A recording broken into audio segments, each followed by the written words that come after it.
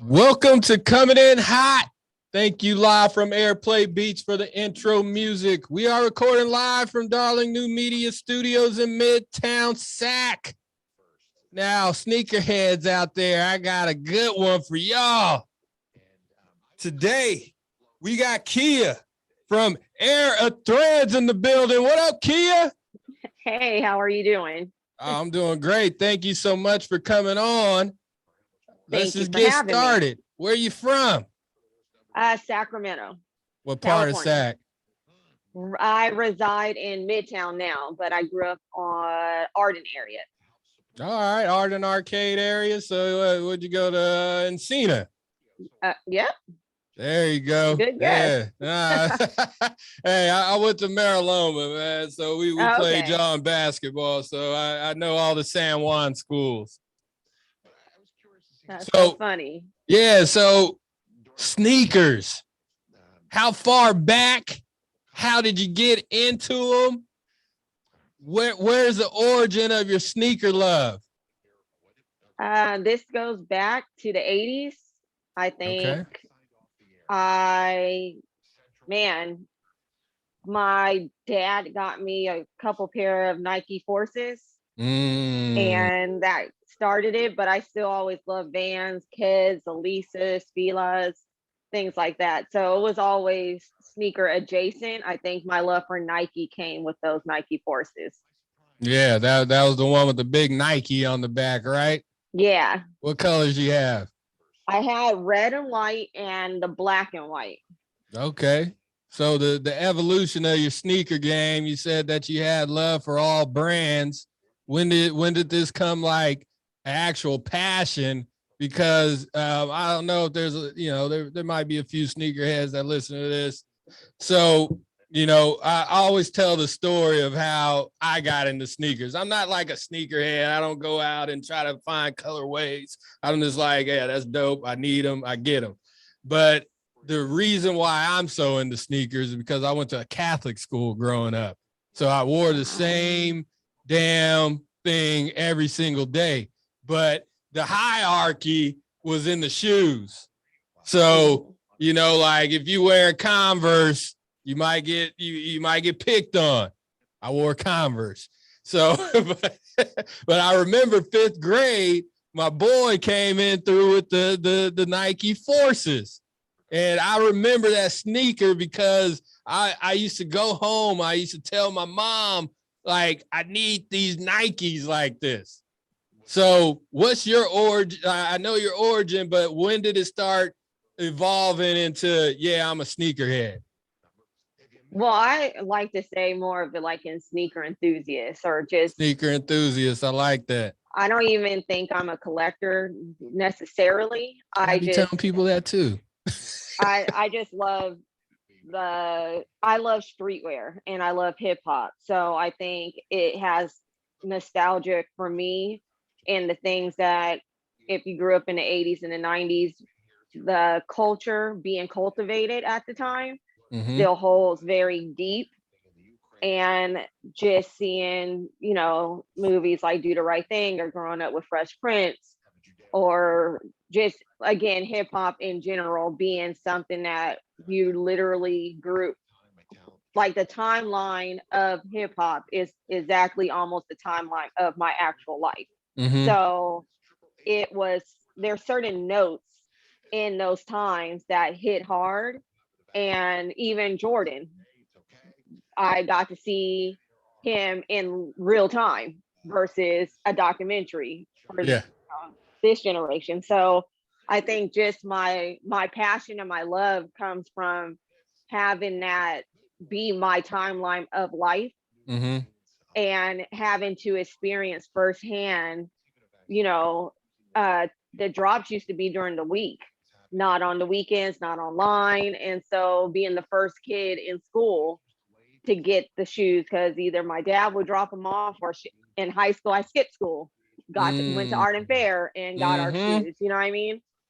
So it just, I think just also wanting to be part of the greats everybody great, especially Jordan, who is obviously the number one sneaker shoe that everyone always wanted to obtain, wanted to be part of those greats and be that kid. You wanted to be that kid. Yep. So I grew up in that time, and it just stuck. Yeah. Well, you over here being humble because you've been in Essence, you've been in Hype Bay, you dealing with Nike on a personal level. How I know you're just being humble here, but this is coming in hot with Chef Cec. You the shit. So thank you. Thank you. So how did some of those those interests, I guess, or are they just DMing you like, hey, I like your IG because your IG's lit? So how is this all coming about, with the sneaker enthusiast you are? Man, they are DMing. That is emails and DMs. I've been very fortunate. I haven't necessarily had to shop myself or do anything outside of the world that I just live in to get those eyes on me. So I'm very grateful that I've been able to maneuver this way and pivot in these ways. Not everyone is as fortunate to get opportunities like that. So and I am actually a very low-key, humble person. People don't know that, because when you put yourself out there on social media, you're kind of given this concept of look at me. And it's always been about the work for me. I've been in fashion and styling for the last 20 plus years. So me posting my looks was always just to get clients. Like, I can dress, I can do these things.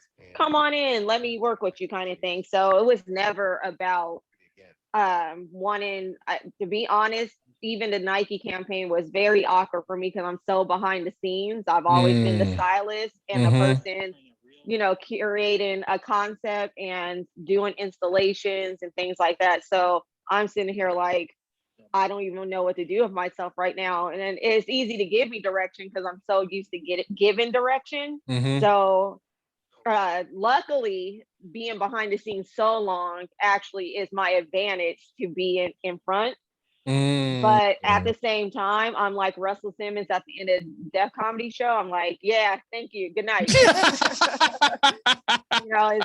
It's really not, I don't want fame. I just want to do what I love to do. And that's just create. I have a lot of concepts in my head. I have a lot of ideas, and it's therapeutic for me to get them out into the open. If I share it and it ends up being well received, that's just a plus. So I have to, when I do anything, I have to also do it with intentions of, is this for you or is this to be seen, kind of thing. And my number one is for me. I don't care to share it. I share it because I'm proud of myself. You know what I mean? And I also, if anything, I want to inspire people to take that leap.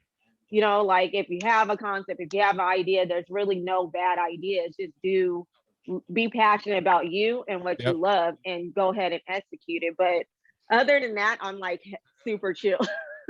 Yeah, no, but that's one thing I always tell people, and this could be in the industry, like you're never gonna find out what happens if you don't put yourself out there.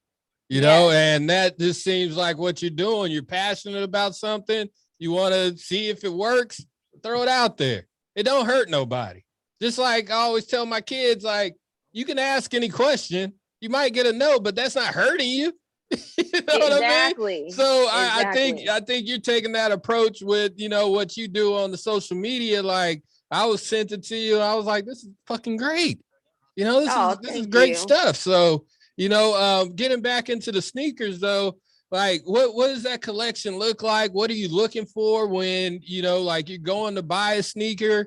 I'm very specific, with my clothing. It has to have like at least one kind of color from my hat. The sweatshirt could be different, but the shoes got to have a little bit of everything to it. Like what's your sneaker, when you're out there looking for them? what are you really looking for? Or are you just looking for the air, the ones, the Jordan ones, or do you have specific shoes that you're looking for? Or are you just like, oh, those are dope, I'm gonna rock them? I think lightweight became a hype beast, and it's not intentional. It's just growing up from the 80s to the 90s to the 2000s to now. I've had almost every shoe possible that was in my size. And so now I like to see the collaborations where the shoe was reimagined and the concept was rethought by someone outside. And so I think it's not intentional to be on a hype beast. Is really just, I've already had the breads, I've already had the cement fours, I already had those Jordan ones, you know what I mean? So, and I can customize them and do something different as well.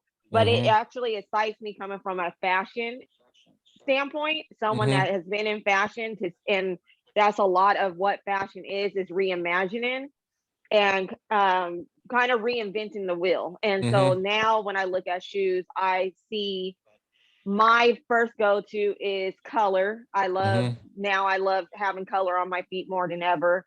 And then, is it reimagined? What elements in this shoe have not seen over the last 30 plus years? You know what I mean? So my go-to now, I think, and then comfort is a must at my age. Yes. Comfort is always number one in my book. Yes. I mean, as a woman, we wear heels, we wear different shoes. So we kind of, comfort gets thrown out the window when it comes to our feet. And now that I'm not going out as much as I used to and in those uncomfortable shoes, now my sneakers need to also have that comfortability that I didn't actually care for. It was more, we have, beauty is pain. That's a woman's concept. So now I'm all about comfort. So the Sacai is actually, I just posted this yesterday. Sacai is like my favorite silhouette right now. I love how it's reimagined. I love the colorways. The comfort is on levels that are out of this world. So not only do I have style and silhouette and all these different elements to a sneaker that has never been done, I also have comfort. And I think she did an amazing job redesigning that shoe, that waffle. Nice. So my favorites are actually right here. Woo, yeah, My those are sick. Sacai's. I only have 2 pairs so far. One's in the room, but yeah, this is my go-to for the rest of the year, is to collect whatever I can. Okay, I don't have to look those up. So over these last couple years, there's been a boom in sneakers, because people sitting at home, they over there doing the PPP, they doing the EDD. So before, you'd be up at 7:00, go in there, snap. All right, I want those. Over the pandemic, people's over there, I don't even know, like clicking that button at 6:30. I couldn't even get no shoes during the pandemic. What do you think about everybody wanting to be a sneaker enthusiast like yourself? Like, what do you think about this boom of sneaker people coming to the forefront? I think it's always going to be a boom. I just think that it comes in waves. And it goes by generations, all honesty. At a certain age, I think people start looking for, even myself, that going back to what I said, being that kid on campus, that's a certain level of validation that you're looking for, right? So I think that every generation at a certain level gets that embedded. It's kind of like, oh, I got to be the coolest kid in class.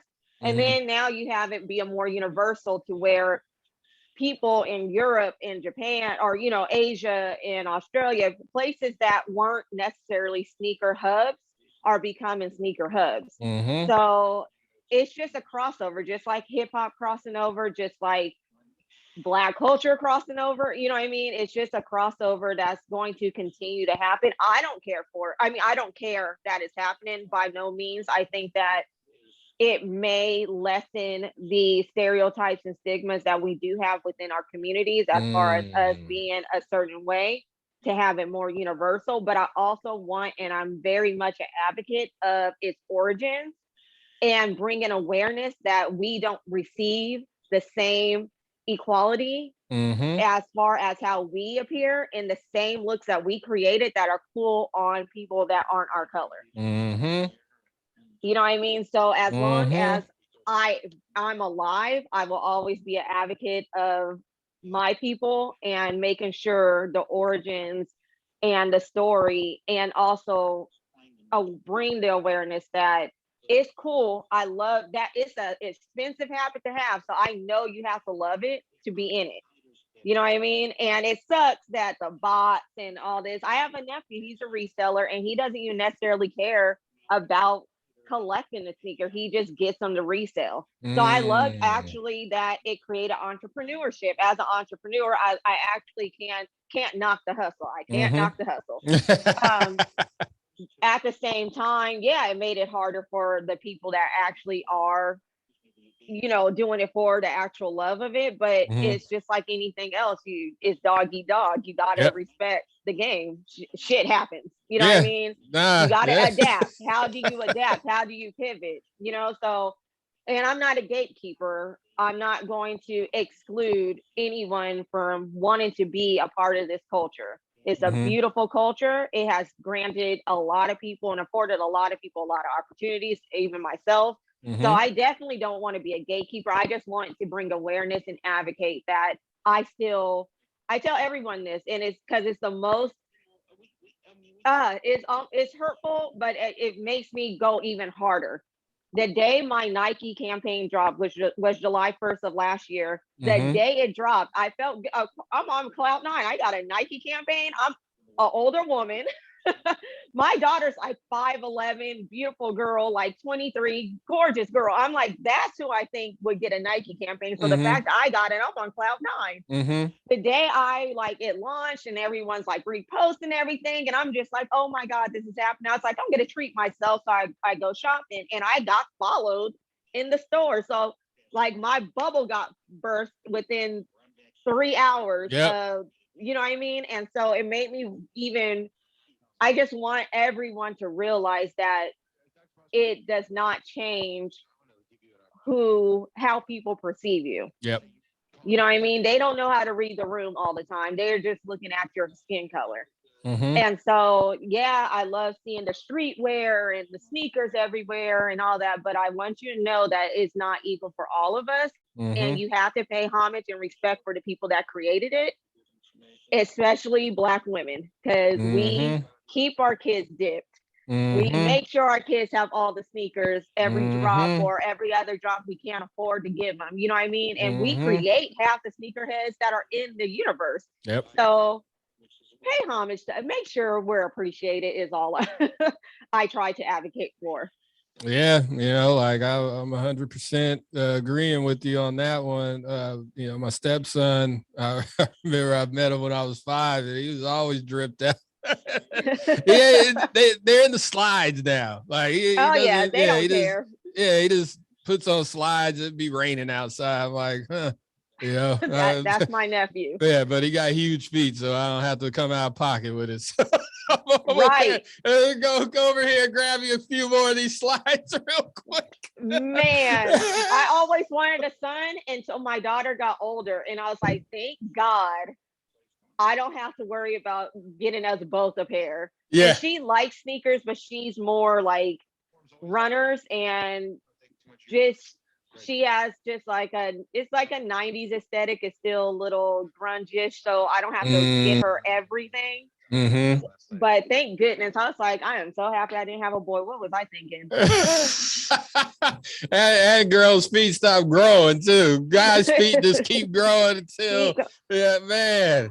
I was like, I can't afford both of us, so thank goodness. The Lord knew I wasn't supposed to have a son. Hey, so that's so funny. So, what's the name of your business, and what do you do inside of that business? So Heirs of Threads is a hub of multifaceted services that we offer. My partner, who is also my man, he's a photographer, videographer, and then I was always in styling. And as a profession, I've worked for major retailers, always doing visuals and installations, merchandising, and stuff like that. So we just collaborated to create Airs of Threads. And what we wanted to do was elevate small businesses with their marketing and aesthetics. So we do photo shoots, we help you with your websites, we do a lot of your back office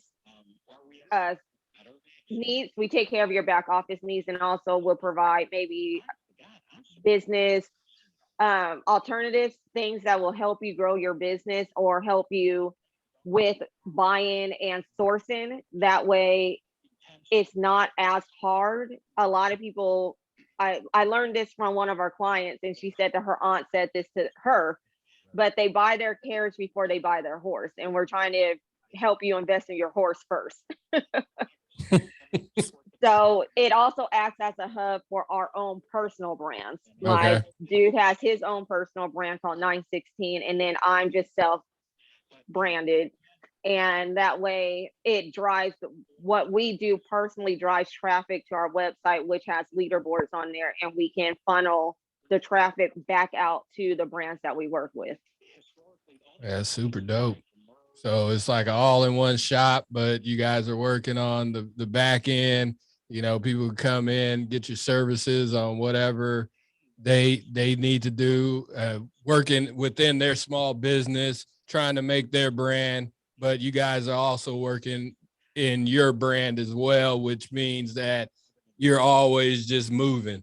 That algorithm, Yes. everybody needs to know about that algorithm. It needs to move. And Yes. you guys are doing it. That's whoo. I'm gonna have to pick your brain. Oh. I'm here Yeah, for it. no, for sure. Hey, so I know you got celebrities following you now. What kind of shout outs have you been getting from these celebrities out here? Man, I mean, they don't necessarily follow me. I have maybe one that is in the fashion sneaker world is high up there.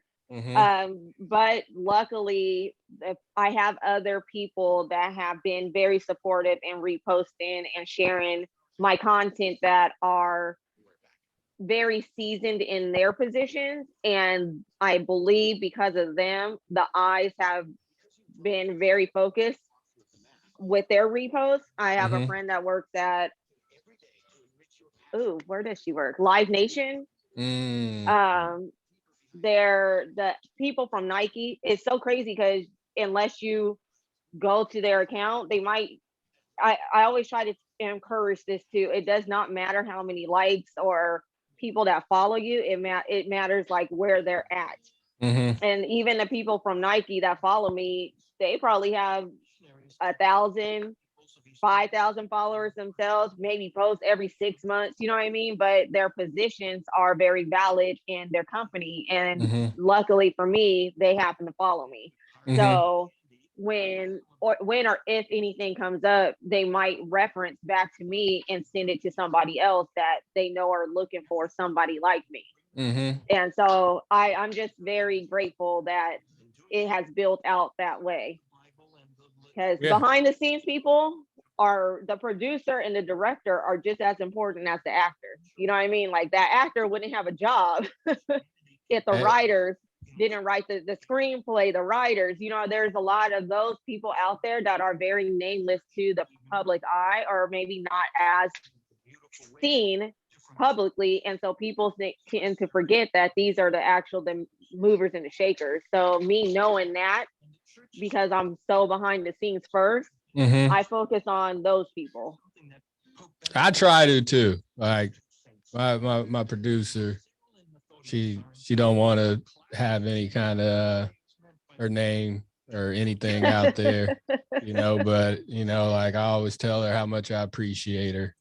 And this you know, like this is one, I just come and I sit down here.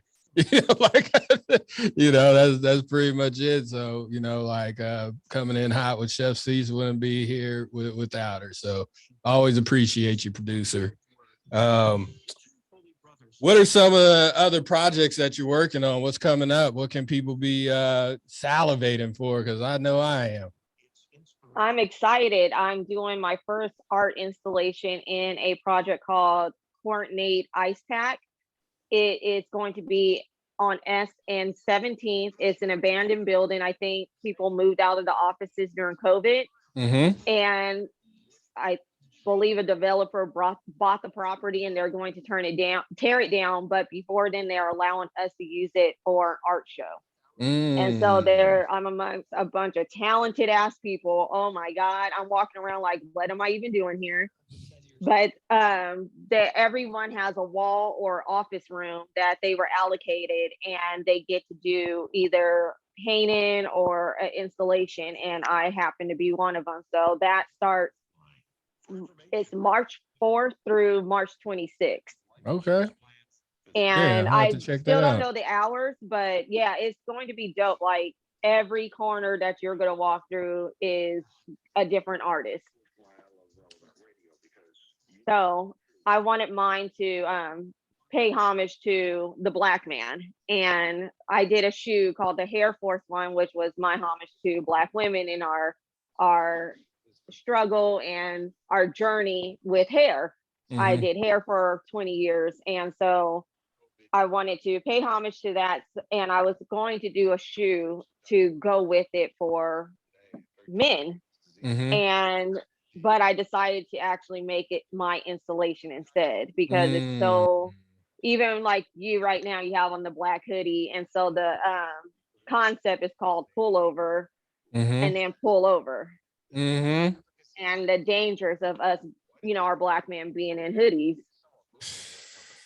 Came and put it up over my head.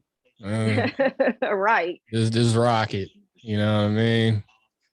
What does it mean to you to be a black woman entrepreneur here in Sacramento or just in the world? Like, what does that mean to you? Because I've said it before. I'm always gonna say it. Black women are our lifeblood in America. We can't do anything without y'all. Like, I don't care what race you are. You guys make shit move. And there's not too many people out there that say thank you just for being a black woman. But how's it being a black woman in business? How I think you already touched on it a little bit, but like let's dig in a little bit more. Oh, I mean, I'm grateful for the opportunities that have been afforded, but honestly, it took COVID to sit everyone down to really be seen. I've been doing the same thing for since 2001, which is Mm-hmm. fashion. I know my medium, I stick with my medium, and it's very much fashion or fashion adjacent. Mm-hmm. And it has always been a struggle to be taken seriously, to um, be respected, to have your concepts and your ideas seen or perceived by male without being sexualized. So it's been a struggle, don't get me wrong, but at the same time, I wouldn't change it for anything in the world, because if I can be an advocate or a voice or just an example, that means more to me than whatever BS I have to go through. And Mm-hmm. then for me, I am a creative or artist first, so I don't have a price tag. I think that's another thing that a lot of us have to understand when we are trying to advocate for anything, especially for us, is that you have to put the cause or your beliefs before the money. Mm-hmm. You know what I mean? And so there's a lot of things I Ooh, say no hold to. on real quick. Say that one more time. You have to put your cause and beliefs before the money. Woo! I hope y'all listening to that. Jesus Christ. Go ahead, girl. God Yeah, I damn it. believe in sacrifice. So I mean, my lifestyle is very simple. I like my designer, I like my sneakers, I like certain things, but I did keep my lifestyle very simple because I'm willing to sacrifice things if it means to grow or be part of a cause that's bigger than me. And a lot of us as people, not just us in our community, but just as people, aren't willing to make those sacrifices. Nope. So I just want to be an example of that more than ever. And I was actually thinking about this earlier, just randomly. I don't know why. I have rants in my head. I don't ever like actually rant. rant.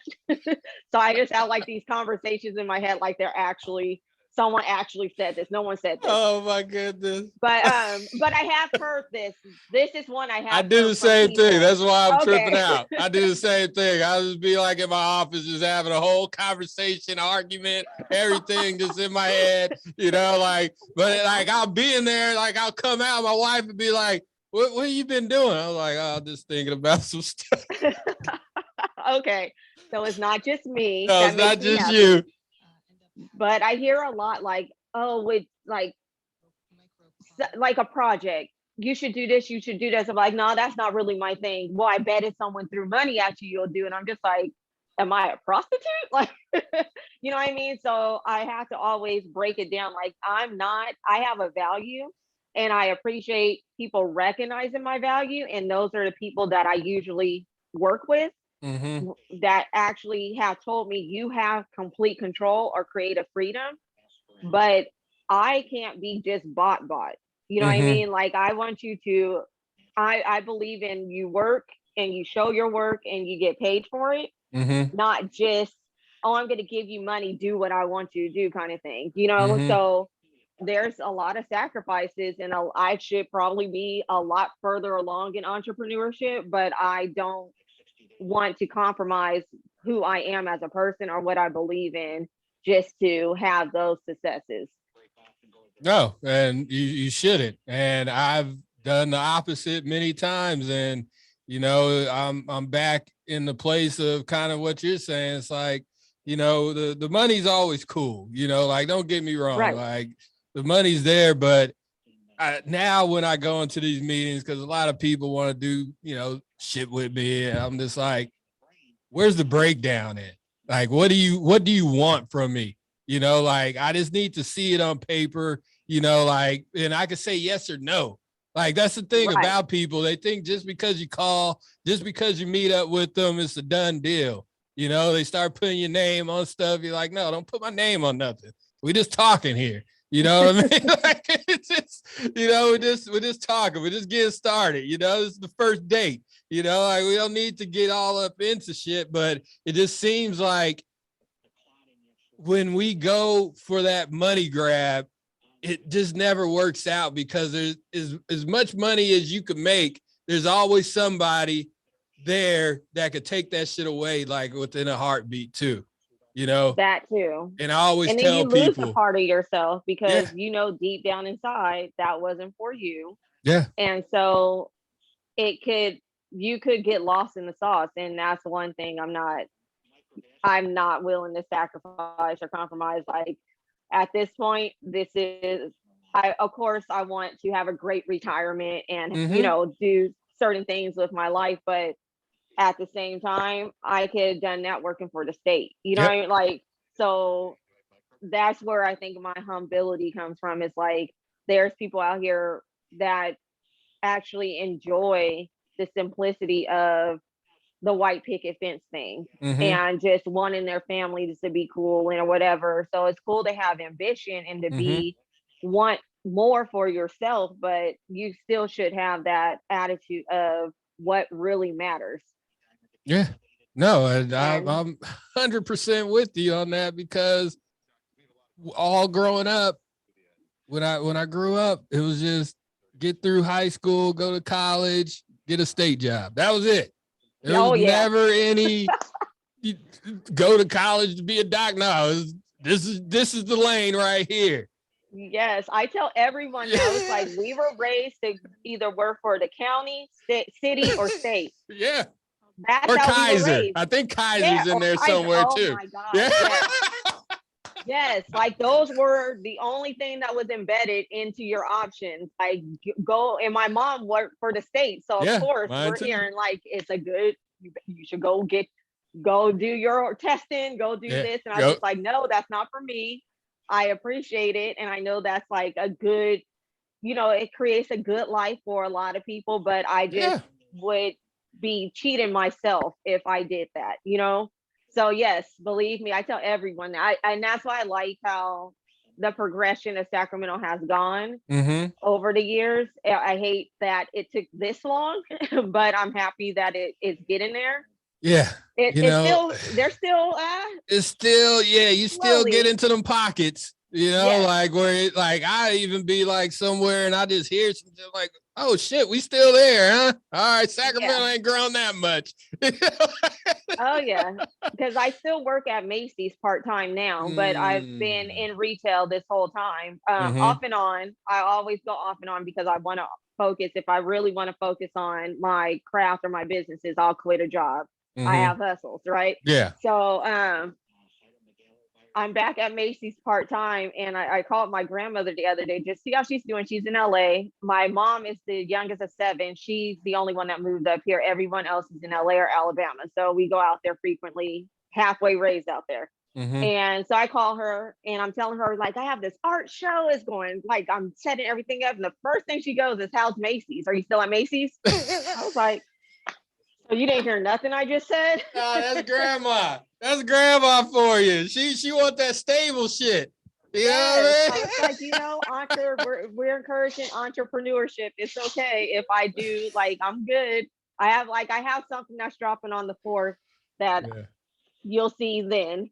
But I was telling her about this, and this is like huge for me. It's huge. I can't wait to share it, but I can't talk about it yet. Okay, let's come back on when you but I'm can. telling her, and even with that and at the art show, the first thing she asked is Macy's. I was just like, God damn, I can't win for losing.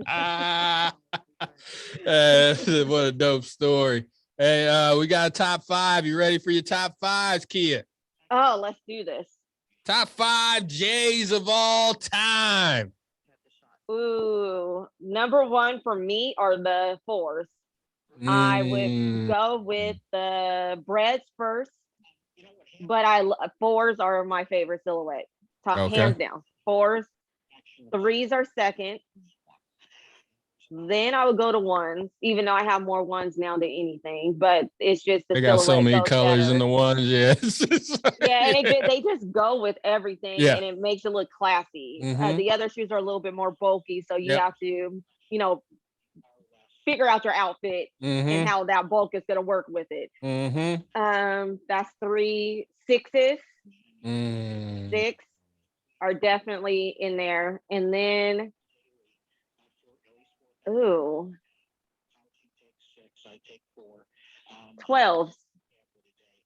Oh, the 12s over the 11s. Yeah, 12s, definitely 12s. Okay, that's a good list. That's a good list. I think I think the 4s are my 1, 2, but I just like the 11s. The comfort of the 11s for me, it does it. The 11s are good, but yeah, I love the 12s. Yeah. All right. So let's just go a little bit broader. Sneakers in general, top 5.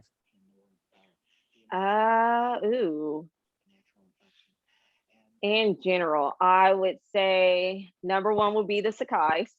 I have been preaching that Sakai, like I have the rights to the pattern or something. Like, that's my favorite. Air Max 90s. And I would go with Air Max 90s and Air Max 1s. Like, they're neck and neck for 2. I got them on. Sneakers of all time. Ooh. If I'm just going to name silhouettes and not actual. No, it has to be designer because I don't necessarily like the silhouette outside of this, but this will be, I hate 5s, but what Virgil did with these and took all the bulkiness out and then just the muslin, and like, these are a designer's dream. Like, he did his thing, and I hate 5s. So I was over there looking at those like this whole time. I'm like, man, those are dope. Those are dope. I love what Ambush did with the dunks, with the extreme Nike sign, and just details. The leather on these are amazing, like butter. These are a great shoe. And then going back to 3s, but this is only because of the collaboration more than anything, but the Amamane 3s. he did a very good job with this as well. Taking the elephant print off, the colorways, the little details, and everywhere is probably my favorite sneaker to wear because I already love threes. Mm-hmm. So I throw these on with almost anything. I need to actually stop wearing them before I tear them up, but they're my go-to sneaker. You put the sneakers in retirement, huh? Well, at least Yeah, I you have to wear them. like rotate them out because I will, yeah, I'm like that kid that will wear their shoes out Mm-hmm. and then get mad at myself, like, why did I do that? Yeah, then you can't So, find the same one, and or or they the come and they like resale. mess some. Yeah, yeah, StockX, boy, they making some money out there. Man, I like Goat more because Okay. Goat actually has better partnerships. Like they're invested by Foot Locker. And Mm, so, and they also do something with the sneaker boutiques. I think it's mainly Flight Club, but so the authentication system is a lot more strict mm-hmm. and a lot more like those, what are they called? Dupes. Those don't get through as easy, the fake Gotcha. shoes. So I usually go through Goat more because I just seen too many horror stories in StockX. And then Mm-hmm. I'm very much a researcher, so I will like learn everything I can, and Goat end up coming in a little bit. So not to plug them by no means, but they are. If you're going to buy resale, you can probably find better pricing, and you'll feel safe knowing that your shoes are real. Yeah. No. Yeah. I got both, so yeah. I'm about to take StockX out of the equation. Only goat. I only go to goat for my wife because she's specific on shoes. I can't get another Oh, color. She'll be like, I didn't order. I didn't want those ones. Babe, oh no, man. I don't want those. All right. Oh I'm not man. as picky. I think my dude will surprise me with some stuff. A lot of times I do ask like this is the shoe I want, but when he comes through because I Mm-hmm. just like sneakers. So Mm-hmm. as long as they're like they work with my fits, we're Yeah. good. Yeah. That's what it's about. It gotta be working with the fit. All right. So this is our last segment here. It's coming in hot. So there's anything that's on your mind, anything that you want to get off your chest. It could be religious, it could be political, it could be about, your nephew over there with the slides. So Oh Keia, man. it is Oh, you know time. what else he does? Go We'll get ahead. this off my chest real fast. Stop mixing your brands. I don't want to see Nike shoes with Adidas sweatpants. I Please tell stop my doing son this. all the time, I'm Stop like, doing man, this. you would have got beat up for this back in the day. Oh Everybody my God, does it's it. I'm so like, elite. just have some No. respect for yourself. If look, we got to act like if everyone jumped off the bridge, would you jump off? Like, Exactly. no. Oh, I get the on my nephew. Nikes with the Uh, Adidas socks. Yes. Please just stop, please everybody. stop it. So Just that's a pre that's a coming in no hot. no. That's That is pre a coming. no no. But other All than right. that, I try not to gatekeep. I try to let individuals be individuals. But that is an absolute nerve. Like it hits a nerve. People out there, that is not fly at all. Wearing just some random Nikes with some Adidas socks.